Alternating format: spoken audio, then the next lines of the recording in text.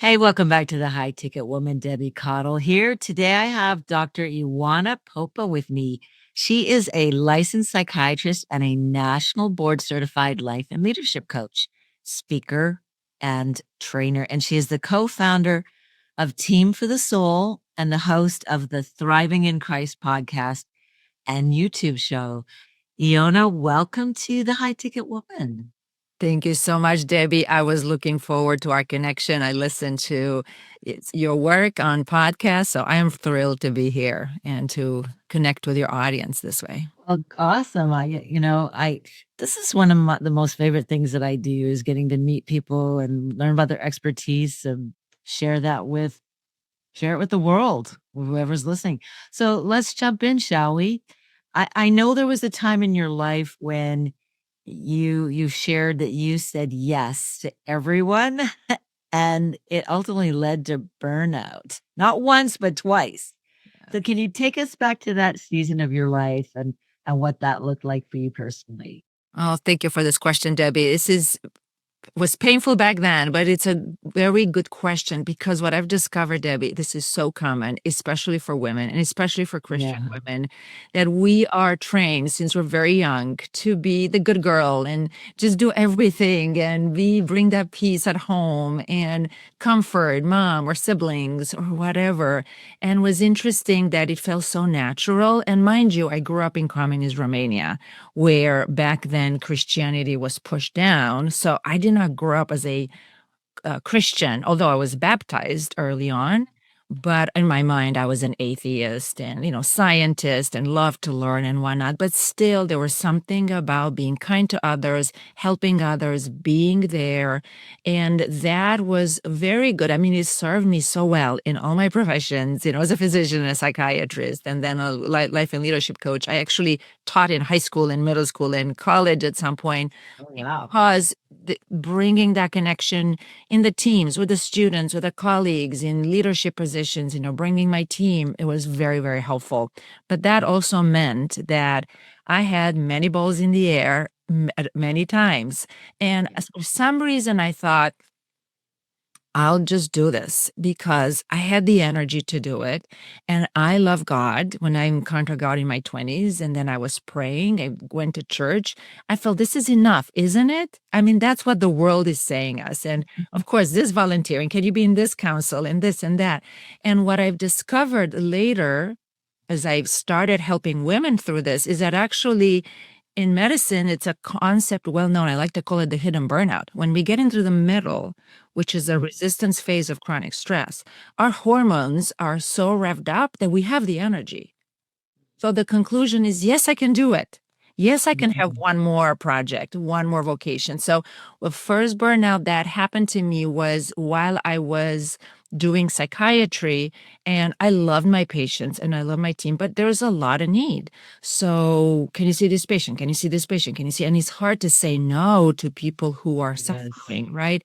And at some point, I have my family, young kids. So at some point, it just something wasn't clashing for me. So between that and realizing that God was calling me to something else, I felt like I just reached my limit and I shifted my vocation back then.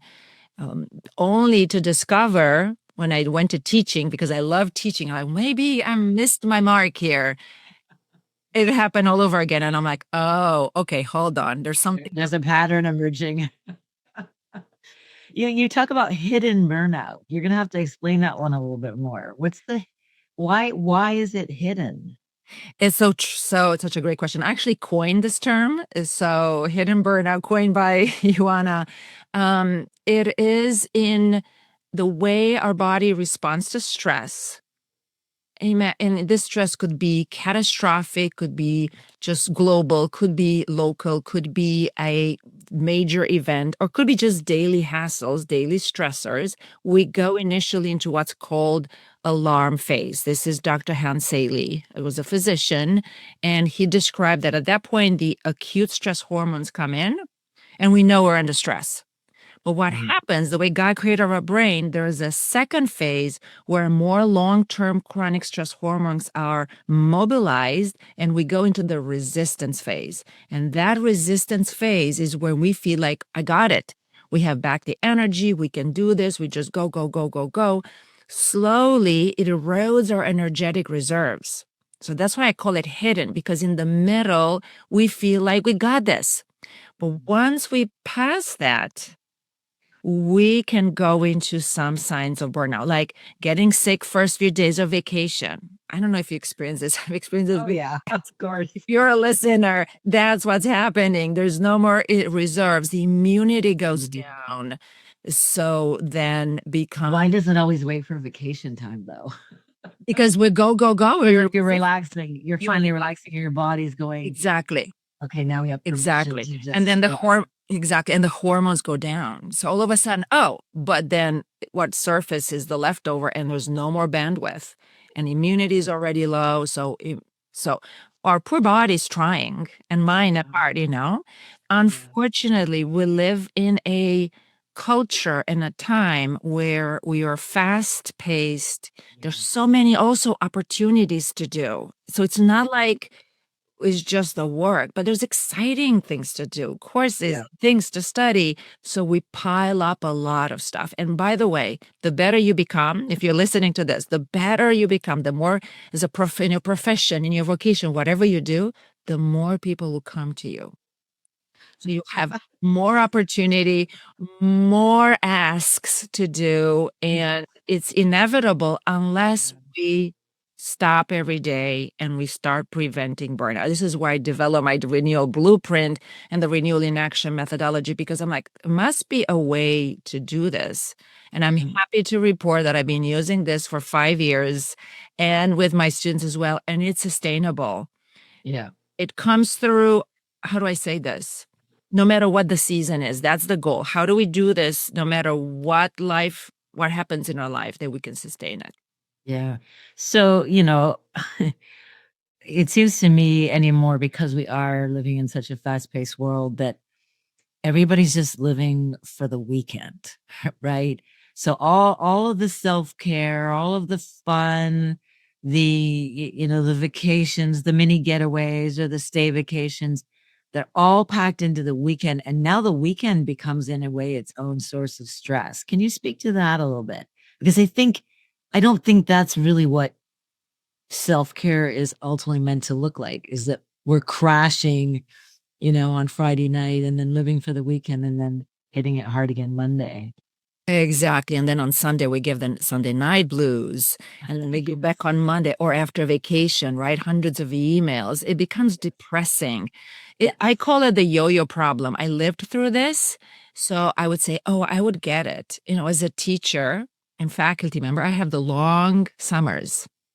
So I would just regenerate and like, okay, I got this. I got my rhythm and start work. And again, I got on the treadmill and it was fun. So what I realized, and it's very interesting because it started with an observation that I made in my culture in Romania, but also as you said, in here, we all live for the vacation and for the weekend.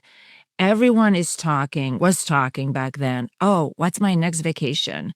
What's my next weekend I'm going to do? And I'm like, why are we just always living in the future? It's stop and think about when that future comes, is just another day moment. Yes. If we're not trained to ourselves and lift the muscle, so to speak, to really regenerate daily, when that weekend comes, going to be another, oh, I have to do this, and then church, the kids' sports. So it becomes useless, really. So one of my tagline is, don't wait for vacation or weekends, regenerate today, because of that. And I like that concept of regenerating today. I've always said to myself, Debbie, stop and live in the moment right now. Yes. But I like this whole concept of regenerate right now, because you're right. The future never arrives. It just turns into today. And today, if you aren't in the mental practice of living in the moment, then you just jump ahead to the next whatever future event is. Yeah. Never really getting the most out of the moment right now.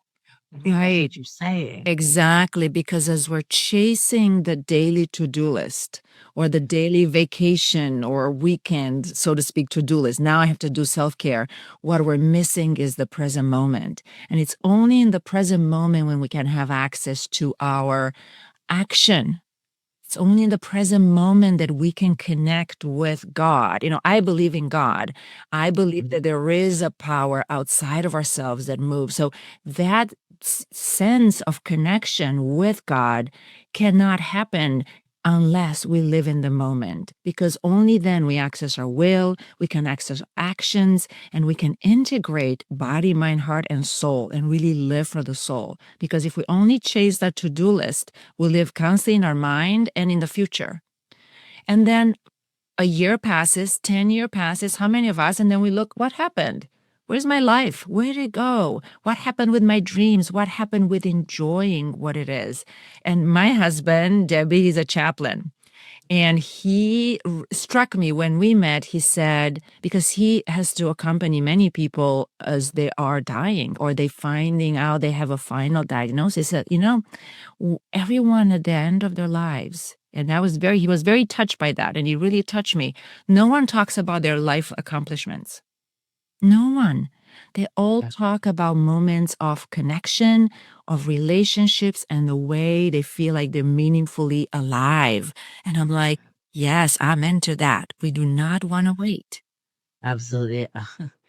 You this is what you're saying is so critical, and I recognize even it in my own life. You developed the renewal and action methodology and the 7, levers of freedom and resilience framework. Tell us about those 2 methodologies. Tell us about that. The renewal blueprint came about trying to find a solution to these problems that most of us have, including myself. And the biggest problem is time. Most people, when I hear they want to do self care, they put it on their to do list. And most teachings have to do with now you have to do it. Now you're meditating. Okay, it's really good to meditate an hour a day. Great. Okay. And if you do exercise, guess what? Exercise an hour a day or 30 minutes. Okay, great. What's next? Okay, let's walk. Let's do this. Like, how many hours in a day we have I to do know. all of this? You just don't sleep. That's what you do. No sleep, exactly. And then the body gets poor body, yes. Right. So I realized, wait a minute, there has to be a balance. And I wanted to develop a blueprint that first we develop it and then we train our subconscious. And the elements that I see people are really focused on is on the body, sleep, Yeah. walk, enjoy nature, things like that. They might pray, they think spiritually, but not a lot. They think also in caring for the mind and caring for the emotions. Like, how do we regenerate daily? How do we pause and really connect? And if we're going to connect through prayer, we how do we do that not just from the mind level? I know many people that they pray and they just say the words, but it doesn't really trickle down in the soul. So this is how I came, and I've integrated what I learned from medicine and from psychiatry for years of helping people navigate emotions and thoughts, and also obviously the body, and how to create that blueprint. So the blueprint is not so much telling you have to do this, this, this, this. The blueprint brings the principles of how to develop this regeneration 4 times a day, body, Mhm. mind, heart, and soul. And I wish I could explain all of it now, but of course it takes Oh, so much yeah. longer to. But, in the morning, how do we prepare for giving?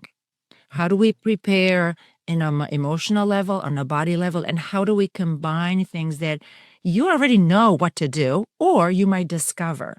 So having that framework and knowing where to put it in, when you get to the next exciting things that you're doing, you'll know how to bridge it in and how to develop the timing. If you have a lot of time, you can do it more. If you don't, you don't. Because most people, what I found is either they're trying to fit a very rigid schedule for their renewal, and then that works well until it doesn't.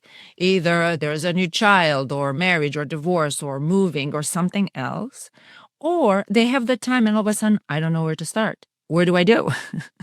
So it helps to prepare that, and then through practices, you just develop and you train your subconscious. I don't have to think about it. So Right. our daughter got married last winter, and of course, my schedule was theoretically completely off, but because I knew what's really regenerating for me, I was able to keep that in small steps. So I was never off the wagon, so to speak. Right. I kept the rhythm, even if in shorter amounts, because I knew myself. I knew what's really motivating me. So that's what Renewal Blueprint does, helps you develop that and really learn from inside out what's really helping. You're saying something I think is really key. You know, habits and how we form habits are so critical to all of this.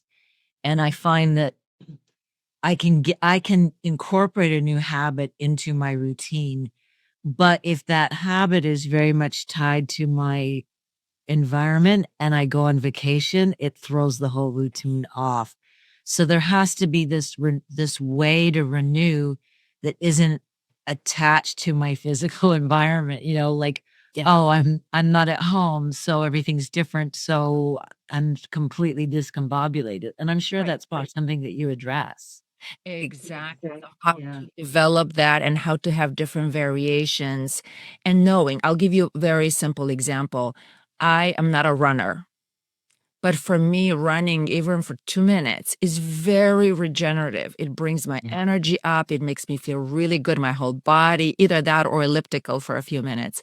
So that to me is important to know so that if I don't have time, I know even if I walk on the street, I can just run for a few minutes and I can Yeah. get that energy because I know I've done the work up front to develop that blueprint. I'll give you an example. I was with my group coaching last night and someone just shared this. Well, I had a great routine, physical exercise routine, and I lost it.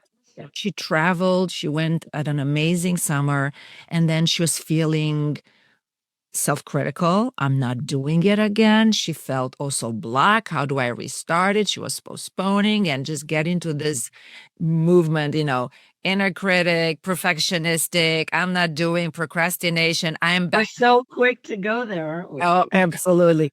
And I said, and this is a very cool, quick tip for whoever is wondering, well, what do I do? How do I get, I'm off the wagon, so to speak. I do want to do something with every habit. Focus first on the rhythm.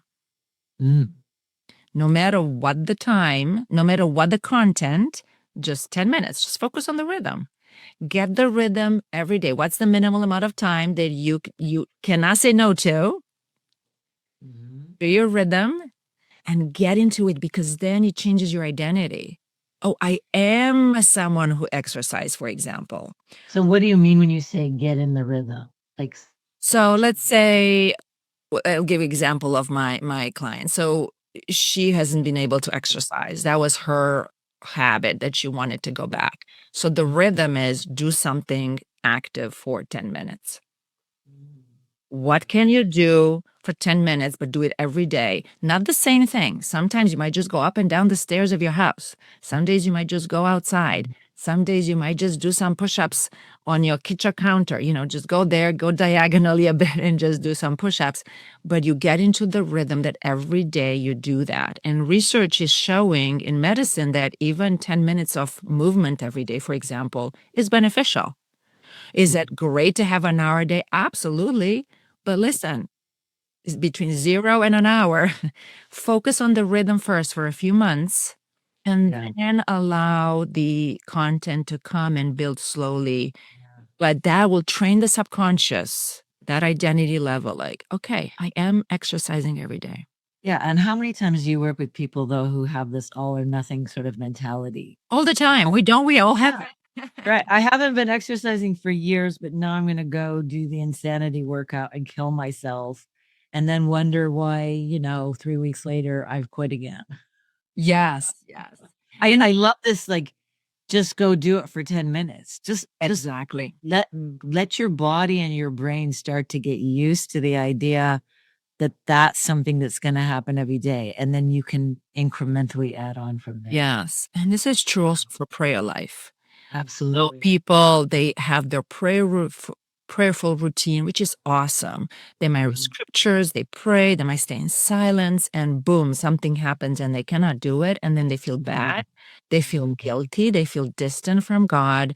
And then afterwards is like they feel like they cannot do it unless it's exactly the same way. And my suggestion and recommendation is God is everywhere, filling all things.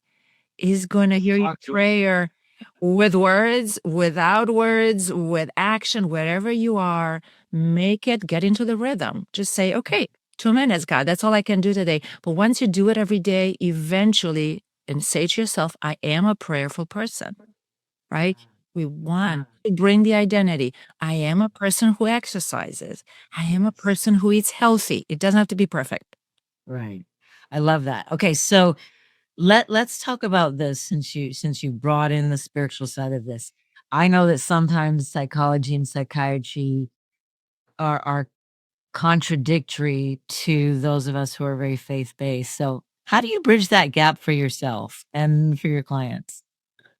That's the story of my life, Debbie. That's such a great question. I'm actually writing a book. I don't know exactly when it's going to come up, Healing the Healer, and that's one of my chapters about psychology and religion and spirituality, that they're actually not opposite because they do respond to different questions. The spirituality, the religion responds to the question, why? And science and psychology to the question, how? So Interesting. That's very succinct. That's very succinct. Like, I love that. there's a methodology in science. We're always going to find out how is this happening, the causality and this, but the existential question, why? I was just reading this in a beautiful metaphor, I believe was in the book Power versus Force. A psychiatrist written this. I can't remember his name, but he said we're like a quark in the universe. We don't know where we're coming. We don't know where we're going, and we have no idea what we're doing today. Right? But we are connected to something larger than us. And I love that religion and spirituality are always trying to answer that question, why? What's the deep meaning?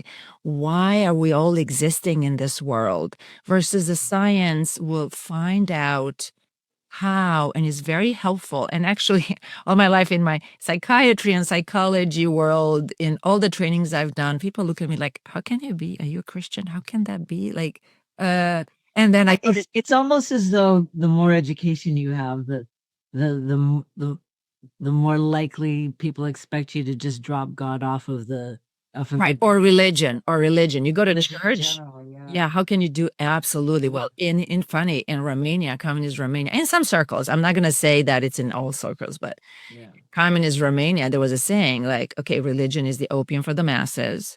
If you're truly an intellectual, you don't going to believe in that thing.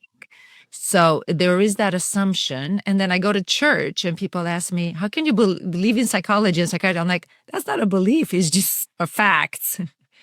There's people think that they're contradictory, but they don't have to be. Like they say, one does the how, one does the why. I love that.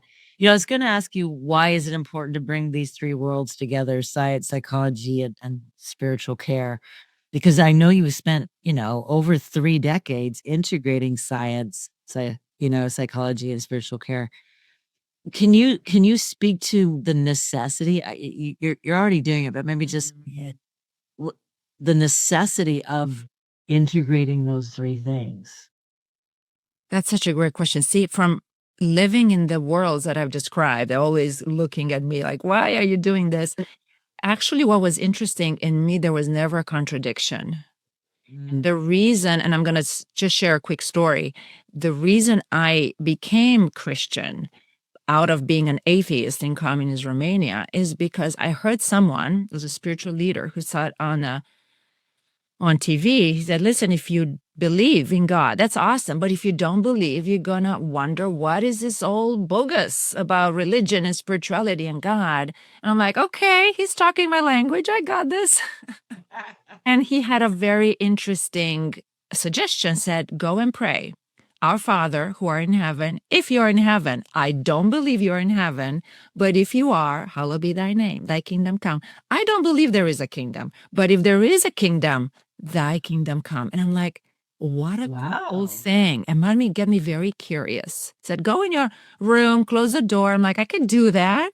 So what was very interesting when I was praying that, this is what crossed my mind, Debbie. I'm like, okay, if God does not exist, who cares what I believe?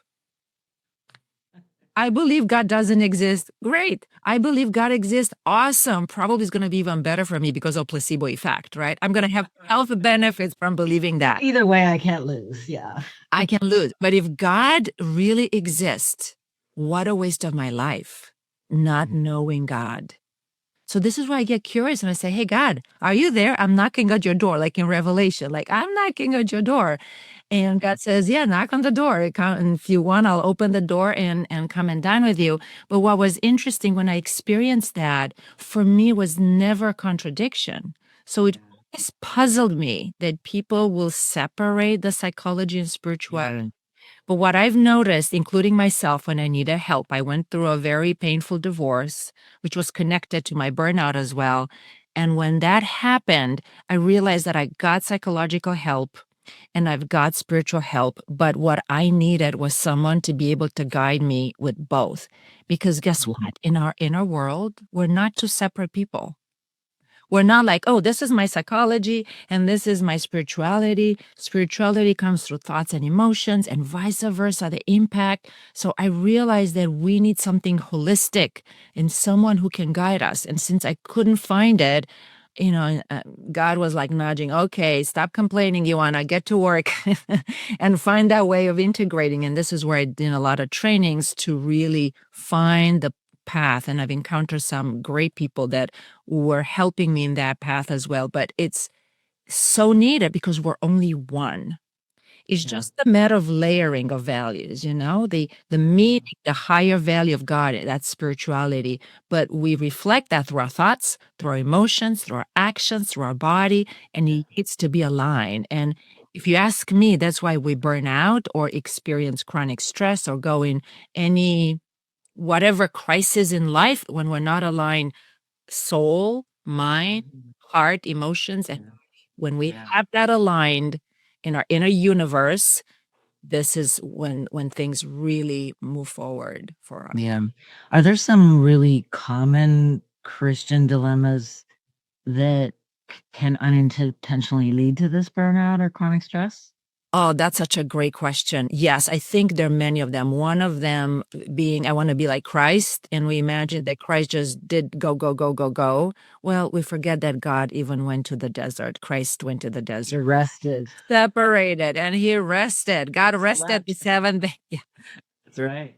exactly. I think the other piece is what I mentioned earlier.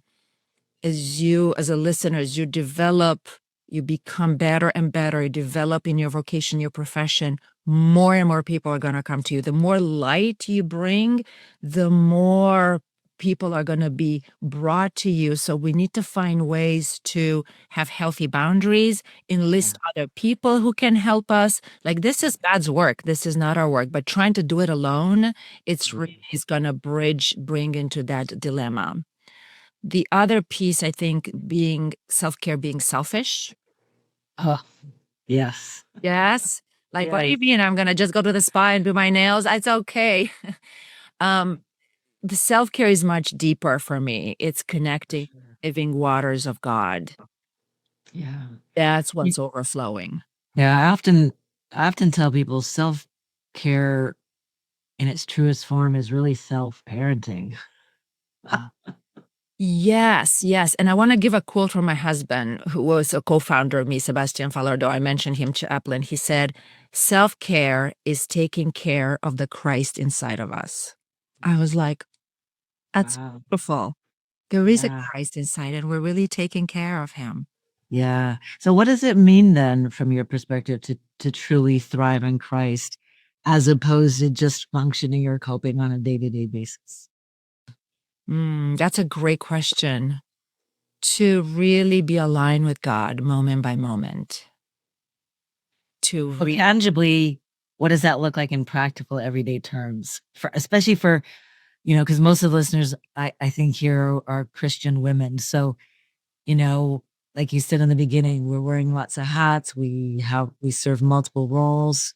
So finding that time, if you were going to give the listener like 1 or 2 daily things to do that would help them to to thrive in Christ and have that renewable, the renewing of the mind essentially going on, the regeneration going on, what would that look like? That's such a great question, Debbie. I would say start with 4 times a day. Burnout research is showing that there is a cycle that we go through. This is for professionals in their vocations like therapists and counselors. You gotta engage your work and you separate from that and then you come back. So based on that, I would say to expand it to the daily renewal, do it 4 times a day. Can you pause, focus on the rhythm 4 times a day, morning, midday, afternoon, and night. In the morning, think I'm going to prepare for giving and align body, mind, heart, and soul. And I actually have a free resource, Debbie, if you might be interested, your listeners. It's called Daily Renewal Template, where I actually walk them. There's a handout. We can start already developing that, but do it really easy and simple. Take some small steps, so small that you cannot fail. Morning a few times. Include also your emotions, check with your emotions, check how your mind is doing, connect with God, not just with words, but without words, and then midday pause. I think the biggest thing, it's easy to say, oh yeah, sure, connect with God every moment. But I think starting 4 times a day, it's a great start. And then it's going to bubble up. In other words, it's like boiling water. You just get a bit of bubbles here, bubbles there, and then it's spreading throughout. So start 4 times a day, and then you will start remembering throughout the day as well. Oh, I can just take a breath. Oh, I'm at line at cashier right now. I don't have to really fret, or I'm at the stoplight. I don't have to fret about it. This is my time to regenerate. Yeah. I think sometimes people even hold their breath. There's so much stress that they're carrying in their bodies. They're just not even breathing. Exactly. Yeah. Okay, so for the high achieving Christian woman out there who's equating her worth with productivity, what do you want to say to her? Your worth is priceless. Yeah. You are unique. You are so special with so many gifts. And the more present and grounded you are, the more calm you are throughout the day.